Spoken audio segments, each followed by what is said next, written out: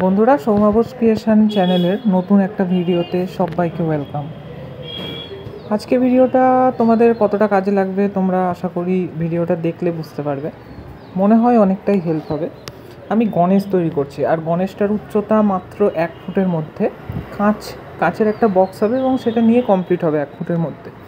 তো রৌনকের অর্ডার, একদম local, showpiece হিসেবে রাখবে ধরো সারা বছর। তো মূর্তিটায় আমি মাটি হিসেবে শুধু এঁটেল মাটি ইউজ করেছি। মূর্তিটার মাটির সাথে কিন্তু আমি কোনো রকম তুষ মেশাইনি। তোমরা ভালো করে মাটিটা দেখলে বুঝতে পারবে। তো ছবিটাও দেখলে পাহাড়ে হেলান দিয়ে গণেশ একদম মেঝেতে বসে আছে এবং একটা বাঁশি বাজাচ্ছে এরকম। শুরু করেছি, দেখো। মাটি দিয়ে প্রথমে পাহাড়ের অংশটা করে নিলাম। পাহাড়টাকে ফাঁপিয়ে রাখার জন্য ভেতরে দুটো ভাঙা মাটির টুকরো আমি ভরে তার উপর আবার মাটি দিয়ে কভার করে দিয়েছি। তাহলে ওই ব্যাপারটা সঙ্গে সঙ্গে মজবুত হয়ে গেল। কাঁচা মাটি দিয়ে যদি পাহাড়টা করতাম, হয়তো মানে যেহেতু কোনো আর্মেচার ছাড়া করছি সেহেতু মাটিটা থসতে পারতো, মানে মাটিটা একটু বসে যেতে পারতো, দেবে যেতে পারতো।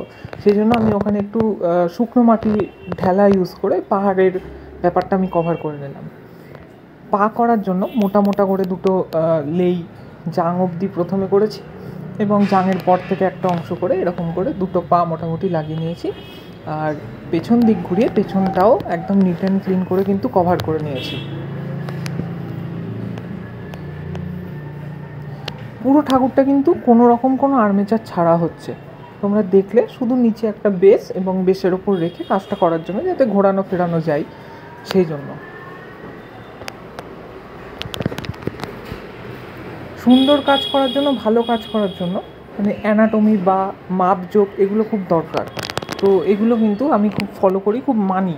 মানে তোমরা আমার কাজ যারা ফলো করো তারা দেখবে পায়ের সাথে হাতের মেজারমেন্ট, বডির মেজারমেন্ট, মাথার মেজারমেন্ট, এইগুলো কিন্তু খুব ভালো হওয়া যায়।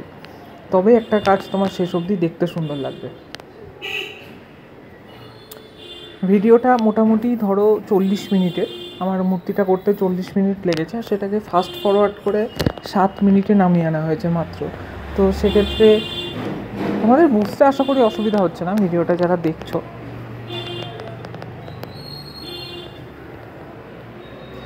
ব্যাকগ্রাউন্ডের পেন্টিংয়ের যে ভিডিওটা দিলাম, ওটাতে আমি ভাবলাম তোমাদের হয়তো অনেক হেল্প হবে। ভিডিওটা কি বড় হয়ে গেছিলো বলে তোমাদের খুব অসুবিধা হয়েছে? ভিডিওটা কিন্তু অন্য ভিডিওতে যে পরিমাণ তোমরা ভিউজ আনো, তোমরা যতটা দেখো, আমার কিন্তু অত সুন্দর মানে ওই ভিডিওটাই কিন্তু অতটা ভিউজ এলো না। তো কী কারণ, কেন দেখলে না বা কী বৃত্তান্ত, অবশ্যই আমাকে জানিও কমেন্টে। আমি নিজের ভুল শুধরে নেব। আর তা করতে করতে গণেশটাও দেখো। যারা প্রথম কাজ শিখছো তাদের তো আশা করি এই কাজটা দেখে, এই স্টেপগুলো দেখে অনেক হেল্প হবে। মাথার ক্ষেত্রে আমি প্রথমে এরকম একটা গোল বল মতো বানিয়ে নিলাম। কাঁধে ঠাঁধে ঠিকঠাক করে মাটি দিচ্ছি। হাতের বাজু অবধি আমি করে রেখেছি, হাত কিন্তু এখনও লাগাইনি, কারণ হাতের বাজু খসে যেতে পারে যেহেতু মাটিটা নরম।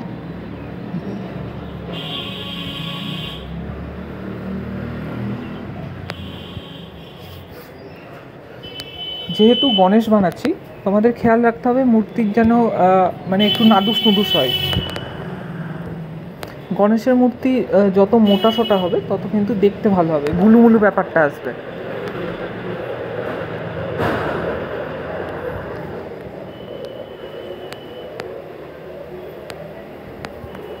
মোটামুটি হাত পা বডির গঠন করে নেওয়ার পর আমি এবার কাপড়ের ব্যাপারটা ধরছি।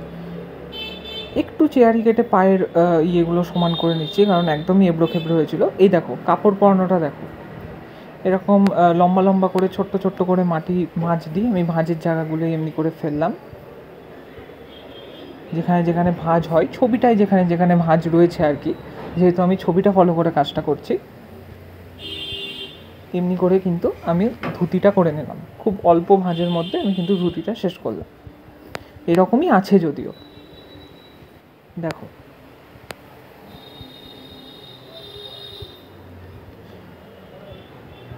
যখন তোমরা অভ্যাস করতে থাকবে না, তখন এই ব্যাপারগুলো তোমাদের কাছে খুব ইজি হয়ে যাবে। প্রথম প্রথম হয়তো খুব কঠিন লাগতে পারে, চাপ লাগতে পারে, কিন্তু আমি তো এখন দেখছি মানে এগুলো কোনো ব্যাপারই না, এরকম হয়ে যাবে যখন কাজ করতে লাগবে তোমরা।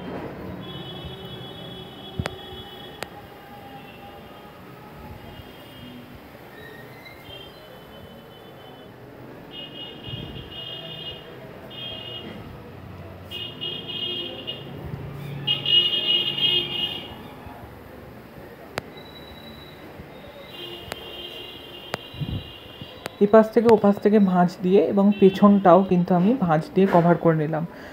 তোমরা সামনেটুকু দেখা যাবে বলে সামনেতেই কাজ করবে, পেছনে কাজ করবে না, এইগুলো কিন্তু আমার ঠিক হয় না। মানে আমি সামনের সাথে সাথে পুরো পেছনটাও একদম নিট অ্যান্ড ক্লিন করে কভার করে দিই, যাতে মানুষ যখন মূর্তিটাকে পেছনে ঘোরাবে তখন যেন এবড়ো খেবড়ো জিনিসটা না দেখা যায়। তারপর সুর লাগিয়ে নেওয়ার পর গলায় আরও মাটি দিয়ে ব্যাপারটাকে মজবুত করে নিলাম, যেহেতু আমি কোনো কাঠি তার এগুলো ইউজ করছি না। কারণ এগুলো আমি যত ইউজ করব একটা ছোট কাজে, তত মাটি শুকিয়ে তো সিঙ্কেজ করবে, ছোট হবে, তখন কিন্তু ওই তার ঢোকানো, পেরেক ঢাকানোর জায়গাগুলো না ফেটে যায়। সেই ফাটা মেরামত করা আবার আরও কঠিন কাজ। তার থেকে প্রথমেই যদি মাটিটাকে এরকম মজবুত করে শুধু মাটি দিয়েই বানানো যায়, তাহলে ওই মানে ক্র্যাকের সম্ভাবনাগুলো খুব কম আসে। মাথারও বেসিক আমি মোটামুটি মাটিটা চাপিয়ে রাখলাম, তোমরা দেখলে কেমন করে চাপালাম। দুটো ছোট্ট ছোট্ট করে কান করে রাখবো, জটা করে রাখলাম। আর এই অবস্থায় কিন্তু আমার কাজটা শুকোতে দেওয়া আছে। শুকোতে দেওয়া আছে মানে শক্ত হতে দেওয়া আছে। একদম শুকিয়ে গেলে আমি আর পরে মাটি লাগাতে পারবো না। তো যেহেতু ভয়েসটা আমি সকালে দিচ্ছি আর কাজটা করেছি কালকে রাত্রিরে, যতটুকু মাটি ছিল মোটামুটি ফার্স্ট লেয়ারের কাজ কমপ্লিট করে আমি এটা ছেড়ে দিয়েছি, মানে শক্ত হতে দিয়েছি।